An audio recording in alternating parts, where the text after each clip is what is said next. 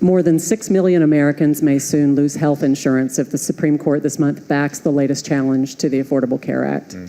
A growing number of states are looking for assistance as they face the prospect that their residents may lose federal insurance subsidies and their insurance markets may collapse.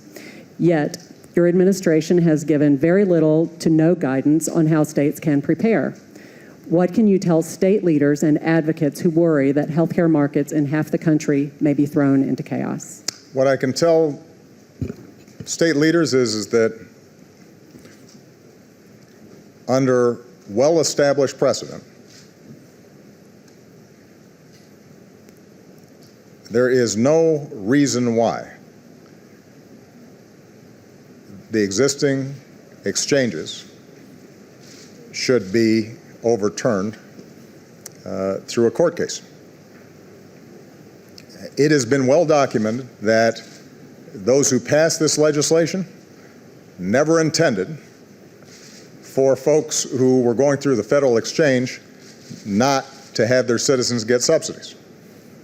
That's not just the opinion of me, that's not just the opinion of Democrats, that's the opinion of the Republicans who worked on the legislation. The record makes it clear.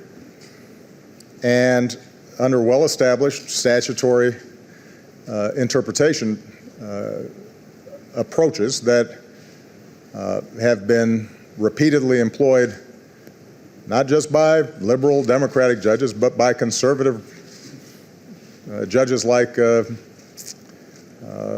some on the current Supreme Court.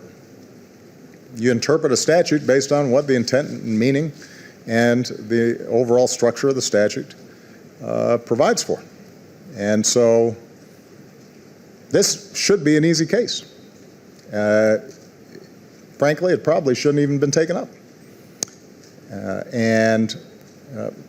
Since we're going to get a ruling pretty quick, I think it's important for us to go ahead and assume that the Supreme Court's going to do what most legal scholars who've looked at this would expect them to do. If, in fact, you have a contorted reading of the statute that says federal run exchanges don't provide subsidies for folks who are participating in those exchanges, then that throws off how that exchange operates. It's a bad idea.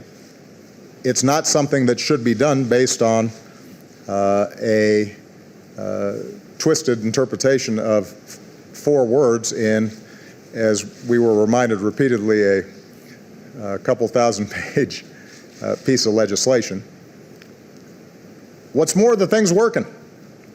I mean, part of what's bizarre about this whole thing is we haven't had a lot of conversation about the horrors of Obamacare because none of them come to pass. A, I'm optimistic that the Supreme Court will play it straight when it comes to the interpretation. And B, I should mention that if it didn't, Congress could fix this whole thing with a one-sentence provision. So, but I'm not going to go into a long speculation anticipating disaster. You're a plan ahead kind of guy. Why not have a plan B? Well, you know, I want to just make sure that everybody understands that you have a model where all the pieces connect. And I mean, there are a whole bunch of scenarios, not just with relation to healthcare, but all kinds of stuff that I do where if somebody does something that doesn't make any sense, then it's hard to fix. And this would be hard to fix. Fortunately, there's no reason to have to do it. It doesn't need fixing.